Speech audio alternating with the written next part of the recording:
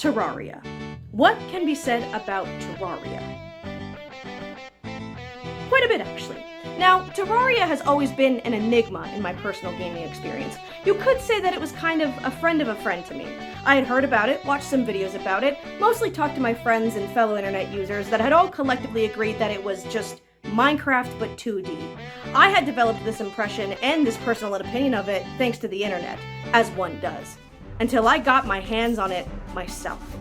In my last video, I had proudly proclaimed that I had instantly fallen in love with the world of Ocarina of Time the second that I laid my eyes on it. I had beaten all 3 child dungeons before I could even read at a 3rd grade level, and yet as soon as I ran into adult responsibilities, I pussied out. You get it already. I wish I could say I had fallen in love with this game the same way that I fell in love with Ocarina of Time, but unfortunately, this story starts another way. The way all Disney Channel original movies, straight to DVD, straight to VHS movies start. With puberty. Okay, I'm joking. I'm not going back that far. I'm not gonna give you like a 10-minute thesis on why I think is a funnier sound than when I was 10, my sister came home and went. No, we're not doing that. When I was 15, I had finally started to make friends that had pretty much just about the exact same interests that I had, which was video games. Going over to their houses, setting up sleepovers, staying up all night on their bunk beds playing Black Ops 2 or Fable 2, and then looking outside and realizing it's light and oh fuck, are those birds? It's 5 o'clock in the morning. But there was always that one game that they wanted to try and start the night with. It was easy to boot up, it was 2 players, we get to work together to take on fun challenges, interesting bosses, it had great music, and I'm like, Shrek 2? Shrek 2 for the Nintendo GameCube? You wanna do the Puss in Boots level like 4 times in a row? This is my home, not the petting zoo. They try to recommend some fucking 2D block game called Terraria, like, okay, but can I play Gingy in this one? I'm usually hesitant to try out new games. It's not that I'm loyal to any particular brand or game developer. Why would I want to try out some fuck-ass game called Deathloop when I can just play Borderlands over and over again? You know? It's just a weird mindset that I have. I had already formed the opinion that Terraria was just Minecraft but in 2D, and so at that point I would just say, why aren't we playing Minecraft? And then we would just play Minecraft. Except for one day when my girl Komodo finally sat me down and said, hey, why don't we actually give Terraria a try? But when someone tells me that I'm going to like something, my brain likes to do this little thing I like to call the Nuh-Uh effect. If someone tells me, regardless of their intentions, that I'm going to enjoy something, whether it be a song they want to recommend, a show they want me to watch, or a video game they want to try out with me, I go, Nuh-uh, and against my better judgment, I usually end up disliking it. So when I sat down with her to play that game for the very first time, I didn't like it. I mean, I'm pretty sure all we did was get some wood, build our house, survive our first night, go mining, and then we just played Shrek 2 again. That wouldn't be the only time that Komodo tried to get me into this classic Sandbox experience. In fact, she wouldn't even be the only person to try and get me to play this game with her. My good old buddy, old pal of mine, Stooge, tried to get me to play with him on the PS4, but then miraculously, they had released an update that just completely got rid of split-screen co-op. Like, just entirely. One reason or another, we just could not play this game together. I'm pretty sure to this day, this online cross-play split-screen thing has just never been reinstated. I love this game, but are you on crack? It's 2023 now, I look like this, and much like all the snippy bitches I went to college with, Terraria wanted nothing to do with me. Crossplay was impossible, and now for some fucking reason, split screenplay was impossible. I didn't have my PC at the time, so I had no way of running it. Can we just get back to Shrek 2? I don't understand. Why aren't you just using your laptop? Huh? The one your dad got you like 3 years ago. You still have it. I still have that? Yes. Well, does it work? It runs Sonic Adventure 2 just fine. Oh. Okay. On April 3rd, according to my Steam achievements at least, I finally sat down with the boys and got to play some Terraria. And holy shit did I play the fuck out of Terraria. Wow. Did you just give me the finger? If I had to rate my hormones, I wanted to visit you. Oh, you could have put it around the rail. And why do I have shit? Yes. See you in 2025. Either he's coming to us or he's coming to Allie, but I can't see why he would come to Allie since we were the ones who broke the In just the span of a few months, not only had I gotten all of these achievements, but I had almost played for 2 weeks straight. Yes, I was unemployed. Did you even need to ask? Terraria is classified as a lot of things. Some would say it's a platformer, some would say it's a sandbox title, some would say it's an RPG, like 18 people would classify it as a Metroidvania, and honestly, it's kind of all of them. Remember the whole it's just Minecraft if it was 2D argument? I would argue that's the one thing it's not. Yes, the beginning of Minecraft and Terraria are very similar. You spawn in, you get some wood, you build your your house, you survive your first night. They have very similar biomes such as the desert, the tundra, but this is, in my opinion, where the similarities of these games end. One last time, I want to reference what I said in my previous video. I do not enjoy open world games. This opinion extends into sandbox titles like Minecraft and Terraria, but I do want to add an asterisk to that official statement, because there are actually some things that will get me to enjoy both open world games and sandbox titles. I would say there are at least 3 big things, whether they're on their own or listed together, that will get me to play either an open world title or a sandbox title. Character creation and cosmetic mods, a variety of different ways to play, or specifically gameplay that doesn't feel repetitive, and multiplayer. Minecraft, for example, does have one of these things, multiplayer, but that in itself should have an asterisk. Tell me if you've ever been in this position before. Yo, anybody down to play some Minecraft? Yeah, I'd be okay with that. Yes, 100%. I'd platinum that in like 2 seconds. I'd totally be down. Guys, how do I turn my computer on? Okay, cool. I'll set up a server. All right, everyone. Server's all up. Pop in when you can. Yeah, no, I have work today. I can be on later, but I do gotta work. Absolutely, I'm good. Can we play Undertale? Guys, how do I make a door? Hey, guys, you want to go to the Nether today? Guys, you want to play Minecraft with me? Okay, I'm sorry. Whether it's lasted 2 days or 2 weeks, the same thing happens. We play for a little bit, we get to the point where we gotta go to the Nether, and then everyone stops. I've literally never beaten the Ender Dragon because of this. I mean, sure, I could go and beat him myself, but that's not the point. That's not fun for me. Girls just want to have fun, dog. In fact, for the longest time, I just wasn't having fun with Minecraft because I lacked that multiplayer experience. The gameplay loop is just so repetitive. You've got wooden tools. You use your wooden tools to get stone tools. You use your stone tools to get iron tools. You use your iron tools to get diamond tools. And then you finally do something different with those diamond tools, only to turn your diamond tools into netherite tools. Oh my god, great episode. I think this game is at its best if you can hop into a public Minecraft server. Like the Take It Easy Minecraft server I've been a part of since the servers were launched. I had never been a part of a Minecraft server until this one, and not only did it teach me a hell of a lot about the game, it introduced me to some hella cool people. Look into my eyes and tell me if you think I think it's worth it. I forgot I fucking gave them free bread. Don't worry, I'll get you down. I'd like to make that a separate video at some point, though. We're here to talk about Terraria. You got your tools, you chop your wood, you build your house, you stay your night. Except this time you've got a roommate.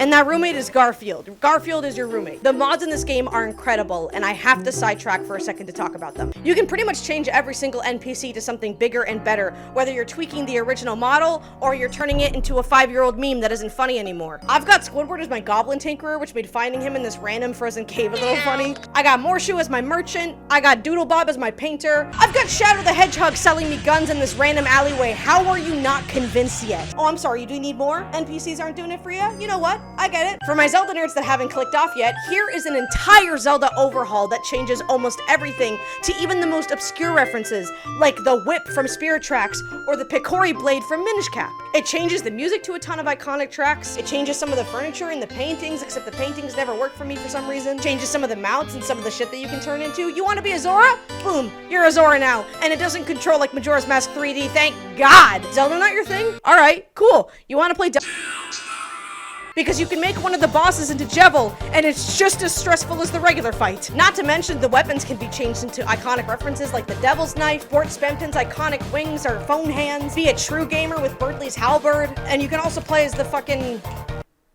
the cat, the blue cat, what the fuck is, the blue cat. Task Manager! You can play as her, your tail in her head. And Biggleton. Not into that? You want a little bit more autism in your life?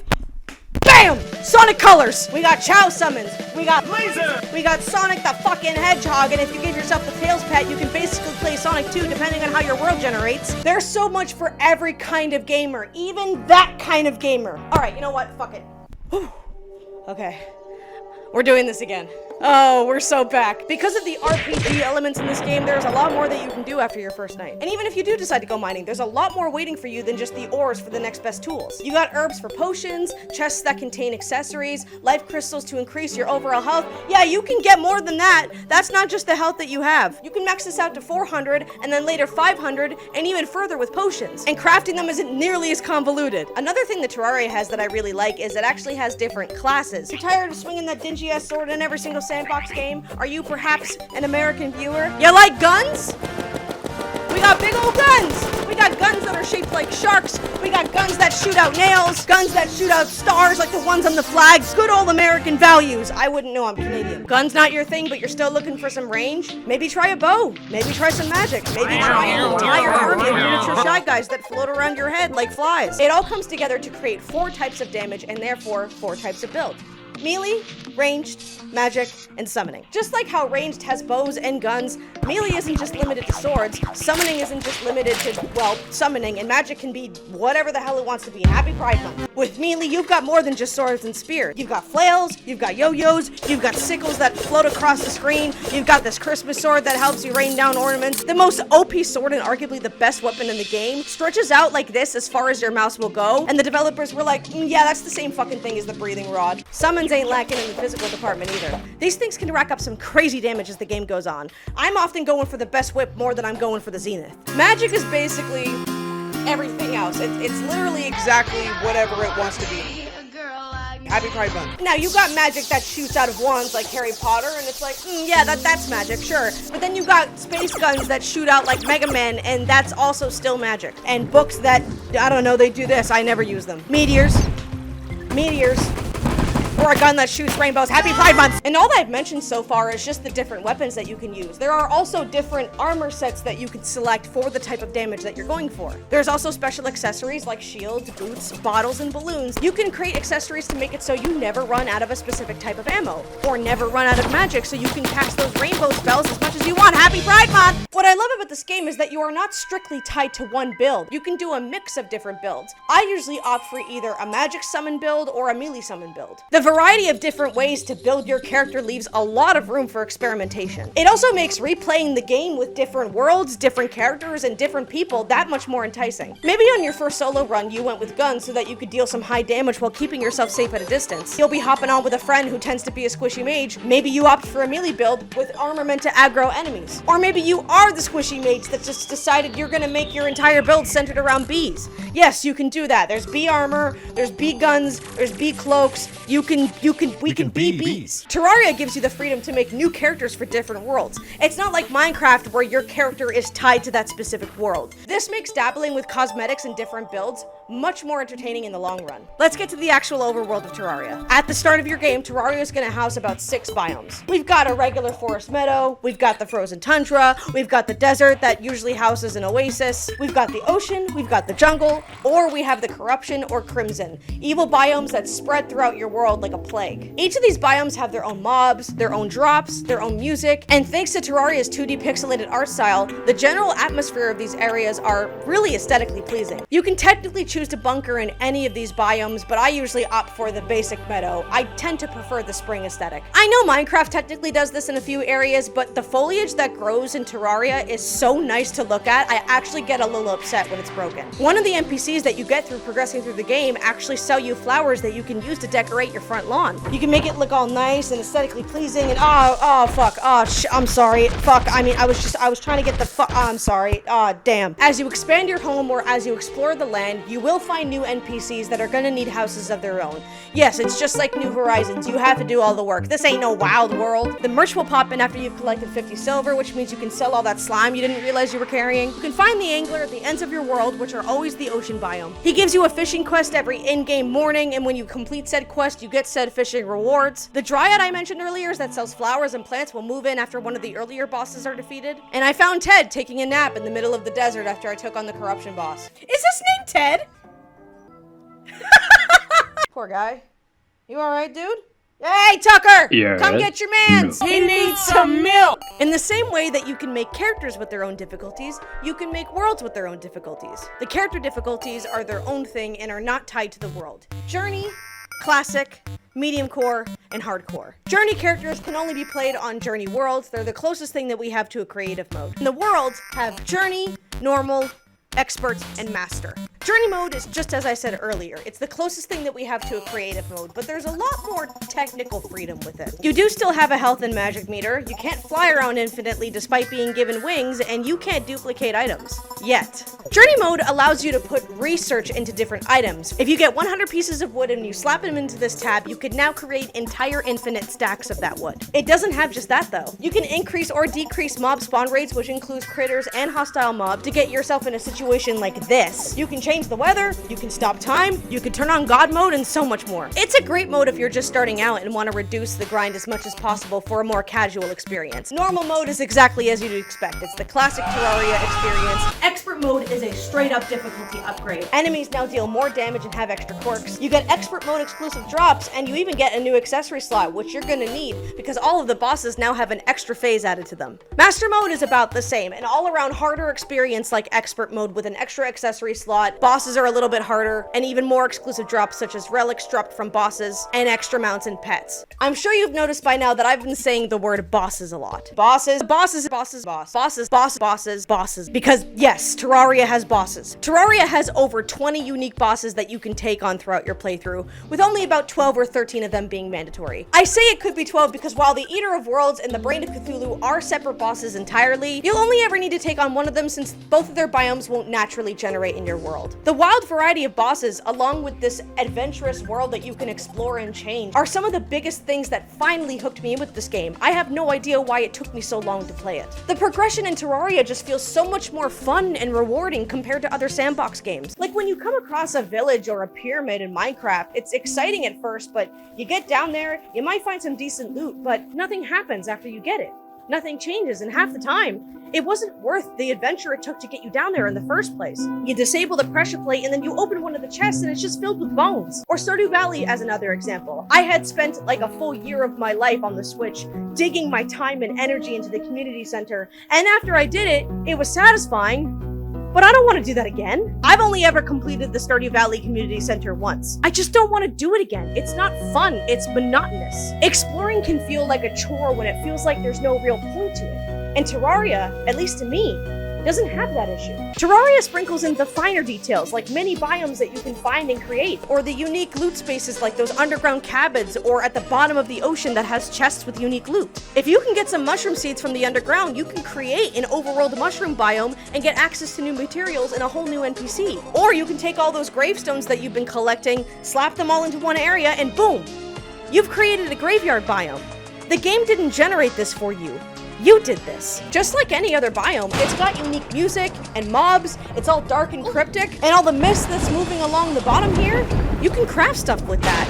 Go on, slap a crafting table down and see what you can do. This biome has a purpose. More specifically, it has a job. Since you created this little area, why not spice it up a little bit? We can place a metal fence behind all of the gravestones, place some creepy banners, some statues, get a blood fountain, and the next thing you know, you've created a giant mausoleum in the middle of your graveyard. You did this. This game does something that not many other Sandbox games have been able to accomplish. It makes me care about the world that I'm playing in. It makes me want to dress it up, make it look nice. When it comes to other Sandbox games, I'm shooting for efficiency more than anything. I'm wanting to see those fictional stocks rise up and reduce the grind as much as possible. But that doesn't happen with Terraria. I'll gladly spend an hour or two finding the perfect biome for these NPCs. And it's easy. That's the best part, is that it's easy to do it in Terraria. And even if you do get sick of regular boring old Terraria, they have built-in seeds that completely change the core gameplay. Typing in these numbers here will throw you into the drunk world. Both evil biomes will generate on each side. You start with the party girl NPC instead of the guide, and when you talk to the party girl, and when you talk to the party girl, and when you talk to the party girl, and when you talk to the party girl, she'll give you access to the otherworldly soundtrack. Typing in "not the bees" will throw you into a world where, you guess it, you're gonna be with the bees. We can be bees. And typing in "don't dig up" will bring you to arguably the most iconic seed known in the Terraria community. You spawn into this Twilight Realm looking world and start in the underworld of all places. You've got this one platform and a couple trees, and if you want to get anywhere important, like the jungle or the dungeon, you're gonna be digging up. I'll definitely want to give this seed a try one day with some of my friends. Whenever I have the itch to play a game but I can't quite figure out what I want to sit down and put my time into, I'm booting up Terraria and finding an excuse to build something. Whether it's making the pirate NPC his very own sea vessel, or building an entire temple just for the sake of item storage, I'll always find time and the creativity to boot up the game and make something new. At the beginning of the video, I had expressed my initial disdain for Terraria. I had even gone as far as to admit that it felt like Terraria wanted nothing to do with me, like it wasn't ready for me. But I think the truth is, it's not that Terraria wasn't ready for me, I think it was me. I think I was the one that wasn't ready. I wasn't ready to experience the sheer amount of freedom and creativity this game was willing to give me. I needed to become an adult. I needed to grow up, move out, find myself. And then maybe one day, I run into Terraria at a Steam bake sale and I go, hey, why don't we catch up sometime? Now even with the 1.4.5 update coming out, I'm excited. I'm excited to experience more of this game. And I haven't even gotten the chance to mod it yet, and I mean really mod it. There are some crazy things that you can do on PC, and even if you just have console, that's totally okay too. The seeds are still available on console, so there are still many ways to experience this game. I also barely tipped my esteemed gamer girl toes into what happens when you take on the Wall of Flesh, but honestly, my hopes with this video is that you'll go out and gather that information for yourself. Whether you're on console, PC, or the whack-ass 3DS version that has its own content, Terraria has a little bit of everything for every kind of gamer. And out of every single creative sandbox open world platformy game out there, I would 100% put Terraria at the top. My name is Starla. This has been my video. Crunched on this one super hard. It was a ton of fun to play through. I wanted to pay my respects to the old review style, and the Daikatana video is just such an iconic video for me and my friends. I couldn't resist. I went a little hard on the cosplays. I can't give you a robot voice. I can only do, like... As per usual, if you're down with the vibe, feel free to subscribe. I'm gonna keep that going even though it sounds cheesy as fuck. Shoot for the stars. I'll see you in the next one.